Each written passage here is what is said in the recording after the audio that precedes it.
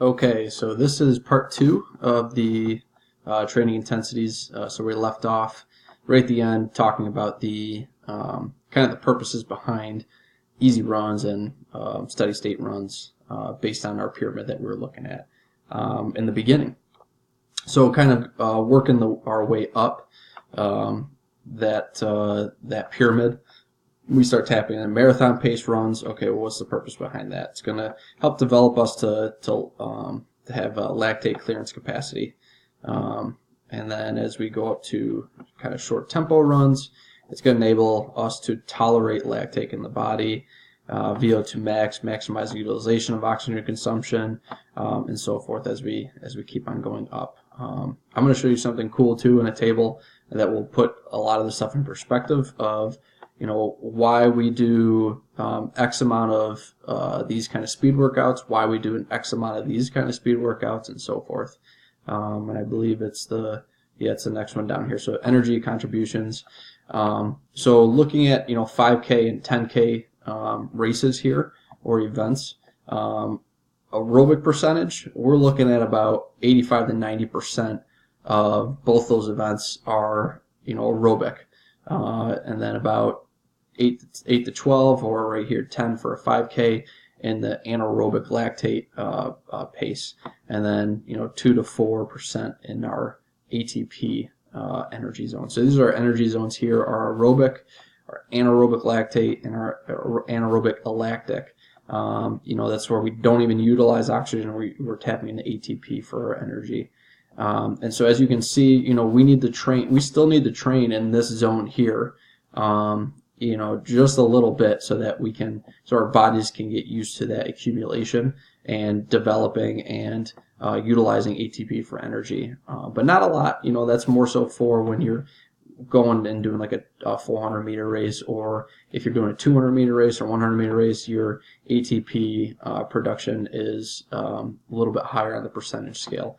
But for us, for cross-country purposes, we're looking at this only small percentage here, but it's still important to train in that zone ever so lightly, so you can get used to that.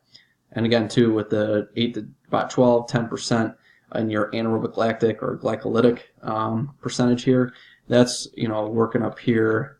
Let's see, where is it? Right here. So here's our glycolytic stage, where we're at about 130% of our VO2 max.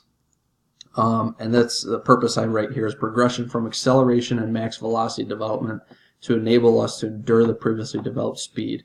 And then as you see here, the acceleration development is going to enable us to shift gears in competition much more easily and economically, whereas our maximum velocity, it's going to enable us to run fast in training, to reach and rehearse maximum velocity without using distances that are so long that fatigue produces deacceleration.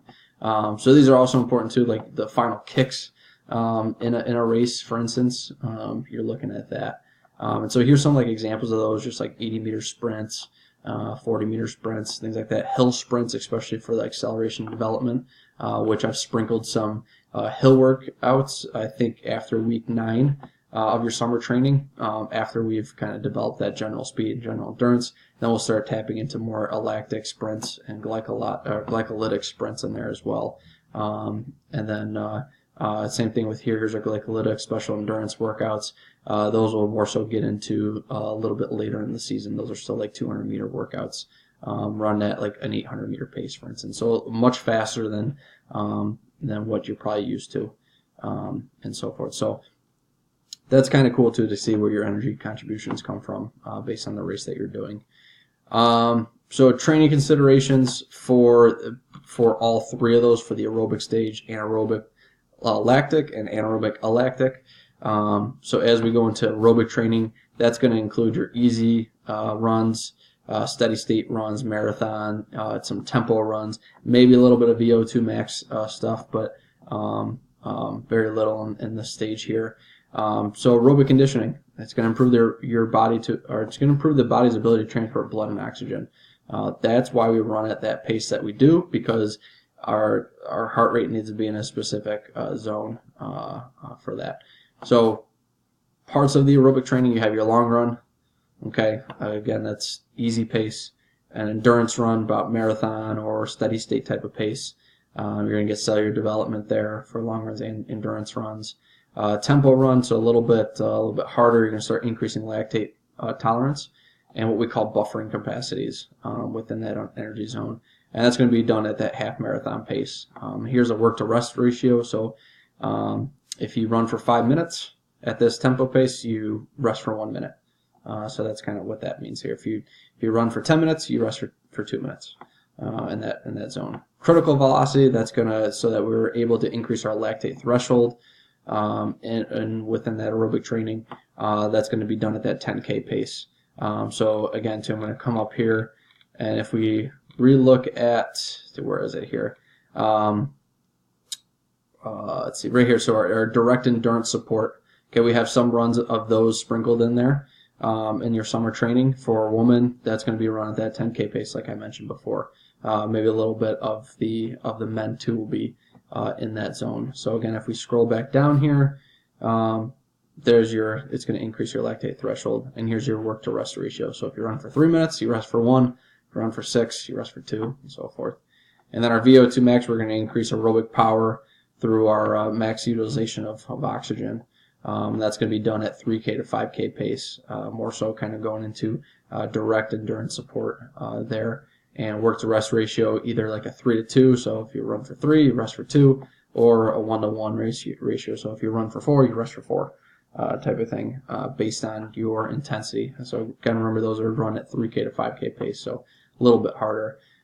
As we tap into that anaerobic lactic acid, again, that's about 8 to 12% of the energy contribution in a race that you guys run.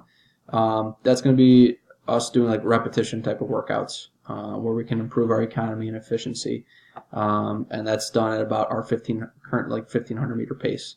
Work rest ratio, now we start to add more rest than what we work. So if we ran for 2 minutes, we rest for 3 minutes, so forth like that. Tempo endurance, this is a different type of intensive tempo. So this is done a little bit harder at about 800 meter pace. But again, too, as you see, that work to rest ratio has increased. So if you ran for 1 minute, you might rest for 2 to 3. Lactate loading, again, you just run a little bit harder at 400 meter pace, and speed endurance at 200 meter pace. And those all vary with the rest. Usually when you do these type of runs, you kind of rest as needed, or full recovery, we say, type of rest. So it may be, you might run a 200 meter and then you rest for, maybe 5 minutes, for instance, because this is a big zone here, 140 to 156% of your VO2 max. That is almost going pretty much almost full out. And then as we get into the anaerobic lactic, or the ATP system, which is, again, we mentioned our maximum velocity and acceleration development, like those hills that we do. We're going to improve our neuromuscular coordination, and that's what that lactic conditioning is. We're going to improve biomechanic efficiency and movement patterns. We're going to start recruiting fast switch fibers, again, too, for those nice quick bursts of energy and like those the kicks at the end. A lot of the times in this type of energy zone here, we're more so looking at form drills, so like the dynamic drills that we do in the beginning. We're going to start, tapping into coordination, biomechanical efficiency, some flexibility, balancing, and stuff like that. This system we use for our strides. So again, too, when we do our striders, we are form focused. Okay, we're concentrating on using good mechanics when we do those. Speed development, again, as we saw up above, that's 140+% of our VO2 max. So these are pretty much going out, again, hence the word speed. And this is a 3+ race distance is down. So if we're running a 6K or 5K, it might be something in the realm of like an 800 or even like a 400. And again, too, with our rest, full recovery rest, just like I mentioned above. And that same thing with acceleration development.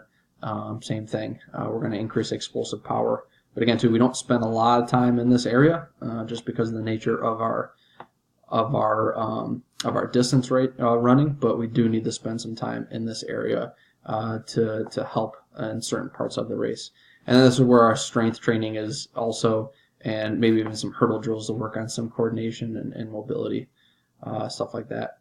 So this is going to be our mesocycle that we saw from our big picture. I'll show you here. So mesocycle 1, mesocycle 2, mesocycle 3. Remember, those are our cycles there. So looking at the big picture, if we scroll up, here's our mesocycle. So 1, this is a